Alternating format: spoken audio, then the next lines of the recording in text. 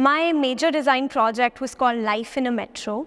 Life in a Metro was about reclaiming public spaces for use by community, and the public spaces that was identified by me was of a transit hub, particularly the Mandi House metro station.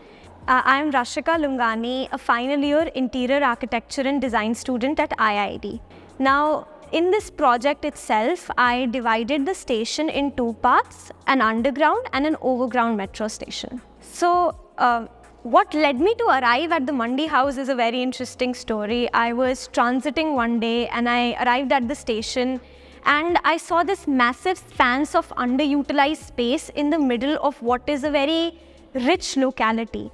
It was located near the National School of Drama, the Lalit Kala Academy, the Triveni Kala Sangam, places which are very rich in art and culture, which was not represented in this public space. So I identified its potential and I wanted to change that. Identifying the potential of Mandi House as a site, I needed to understand the site itself. So let me paint you a picture. The site itself is divided into three levels: a ground level, which is where the people enter from, an underground level, which is mainly the concourse level where people move across to the different line, and finally the platform level where people catch their metros.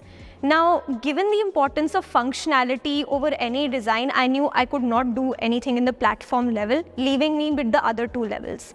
And even in the underground level, people moving across and the function of transit was more important than any design intervention. That's why I arrived at a small underutilized area which was mainly next to the gate 3 of the Mandi House metro station, where there were no people moving across and the space was left barren after the token booth was closed down after its discontinuation. The ground level itself had a lot of space and I wanted to use the entirety of it.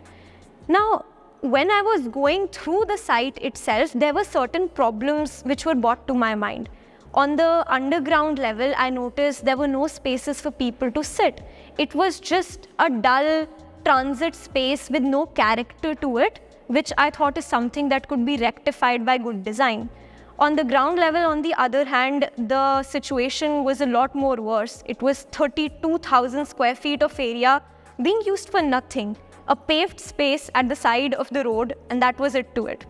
So with this, I decided to move forward with my project. This analysis made me understand that these two areas I was working on could not have the same design brief because they had different problems and they catered to different people. So at this point, my project bifurcated into two areas. The underground level, which developed into platform art, a cafe plus exhibition space for budding artists and metro users, and the ground level, which became a metro maidan, and open public space focusing on physical, mental and educational opportunity for all the people around. Identifying what I wanted to do, I needed to research more about how I can achieve this outcome. And I very quickly realized the kind of space I was trying to create did not actually exist anywhere. As a result, my best resort for research was to actually go to metro stations and public spaces separately and see where I could find a cohesive spot for the two of them to coexist. Acquiring the plans for the Mandi House metro station was also a different challenge on its own. Plans for public spaces is usually not shared very openly with public, so I knew it had to be a battle. So I contacted every architect whose email ID was public on the DMRC website, and I mailed them consistently to the point where essentially I got my plans with a reply saying that please stop mailing our team. So that was something which was interesting, but they were really nice enough to help me out and assist me through the process. And with this plan in my hand, I could finally move to the concept stage of my design. The concept development of this project was a journey in itself. Now, with these two areas in my hand, I started with the underground level first. Now here, I knew I wanted to create an exhibition space for artists because there is no free exhibition spaces in Mandi House. However, what type of exhibition that should be was something which was a subject of debate between me and my faculty, particularly my head of department, Mr. Snehanshu Mukherjee. I wanted to create a metro museum, and I went to him with the idea, and he straight up told me that's the most ridiculous thing I've ever heard. And essentially, we came to the realization that the general public does not have incentive to go to places where art is being displayed, particularly when you're rushing, trying to get home. It's not your priority. Hence, we came up with the concept to inculcate a cafe within this exhibition to attract the general public by the medium of food. Now, for the ground level, the concept to me came surprisingly easier. It was a different journey than the concourse, and I think that was probably because the space had so much potential that was left untapped. I immediately knew that there was a need for space for physical activity because I saw multiple people playing badminton and skating on the side. I knew there was a space needed for mental relaxation because during the evening, the workers around used to sit in the scorching sun to have their lunch. And I knew there needed to be a space for community interaction so that the community, the colleges, the artists, the theater enthusiasts can come together to share ideas. And the concept of Metro Maidan came very naturally from there. The proposed zoning for the Metro Maidan is mainly divided in 3 zones. The first zone is mainly art and theatre for use by college and theatre students. The second zone is community interaction zone, mainly revolving around places for people to come together and interact. And the third zone is a physical activity and sport zone, mainly for college students and kids around to come, play, interact and enjoy. So to help you understand my proposed space planning, let me take you through my design. At the road level, we have a bicycle way and a walkway for people to walk during the evenings and engage in physical activity. As you go ahead, there is a Zen garden in the shade of a tree for people to enjoy quiet evenings together. This is disrupted by a musical garden with instruments that create sound to attract the general public. These instruments also aid in the creation of background music for the theatrical performances performed by the students of National School of Drama in the amphitheatre created right next to it.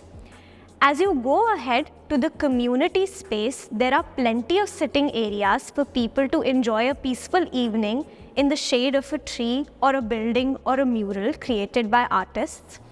And this overlooks a multi-purpose space that is used as a picnic and sitting spot during the day, but transforms into a robust market during the night. What makes this space unique is the Park Se Bazaar benches, which are benches which can be reconfigured to create stalls at night, aiding to the creation of a city market. Further into the night, the shutters of the closed metro station transform into an area for sport enthusiasts and theatre enthusiasts to come together and see movies during the public screenings organized there.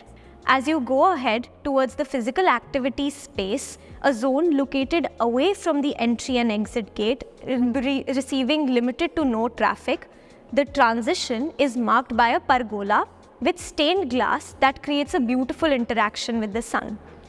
Further ahead, a brick play area is created for the kids, providing a range of sensory interactions to them, providing a comforting closed space without enclosing the area ahead.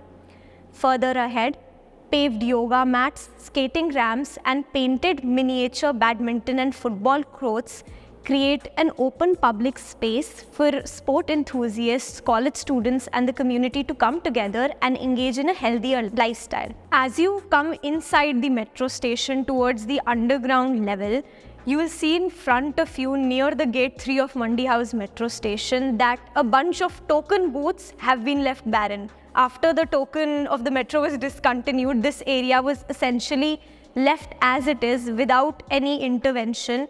And as if right now, the gate 3 of Mandi House metro station has been closed for public because there is not enough foot traffic. As a result, this area away from the transit zone provided a lot of potential. To help you understand my proposed design better, let me paint you a picture. Imagine you're at the Mandi House metro station and you tap your card to exit. Right in front of you, an archway would frame the view of the cafe which lies ahead. The space has also been adorned with a lot of craft, drawing from the heritage of Delhi and the program brief of supporting local artists. This includes a khadi fabric panel made by the khadi spinners and a terracotta dome ceiling that would be commissioned to the potters of Kumargaon. As you go ahead, the presence of plenty of circulation space as per the DMRC standards also becomes very apparent. The most striking feature of this design is the curved walls, which not only serve as a lighting element but also keep viewers at an adequate viewing distance from the wall, at the same time giving them a fun character. The cafe space itself is located inside pivoting and sliding panels that allow artists to display their work as per their own accord and reconfigure the space, making the space dynamic and interactive. The cafe space itself has a bunch of high and low seatings to give plenty of options to the viewers, a diffuse ceiling to allow for plenty of diffuse light also required as per the DMRC standards. The hanging pendant lights in the cafe space are to be commissioned to the kite makers from Kala Kuan as per the proposed design. For the platform art, I took a completely different route. Here, I wanted to create a space that would stand apart from the cold metro environment. For this, I went with a lot of warm materials like brick, wood and cotton steel, along with a lot of reds that would help my space stand apart from the greys of the metro station, while also creating a warm and inviting space for the metro users.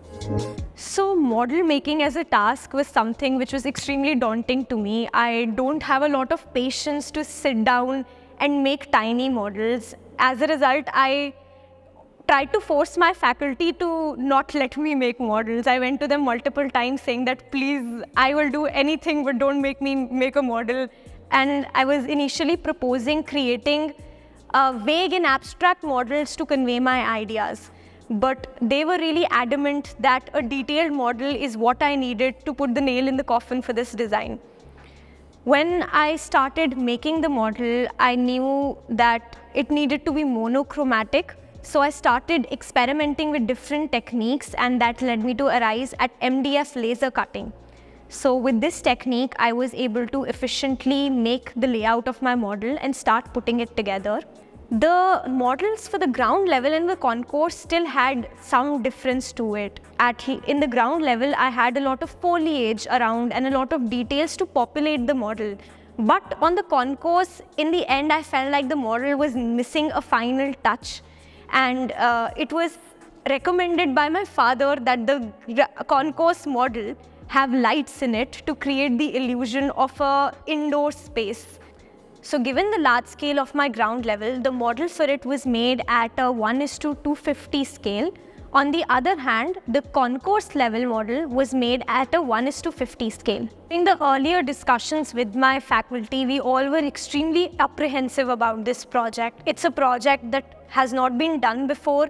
There are not a lot of case studies, and working at a public space like a metro station comes with a lot of guidelines and government restrictions. Naturally, we went through a lot of back and forth. There were a lot of arguments. Fortunately, the environment we have fosters these kind of arguments and discussions and back and forth. So we were able to align at a common model for this project. When I was in discussion with my faculty and head of department, Mr. Snehanshu Mukherjee, initially I remember him being very apprehensive about my choice of materiality for the underground level and platform art. We were really not sure whether the contrasting materiality would create the impact we wanted it to, or just create a visual disturbance for the people.